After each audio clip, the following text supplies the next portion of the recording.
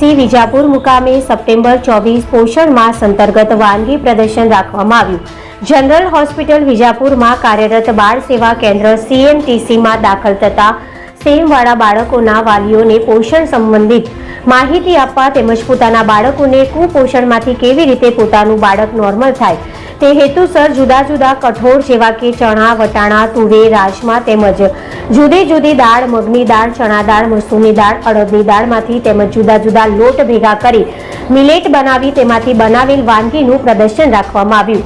આ પ્રસંગે medical officer doctor Amit Patel, general hospital Vijapur staff nurse તેમજ તાલુકા આરોગ્ય સુપરવાઇઝર મુકેશ ચૌહાણ હાજર રહ્યા।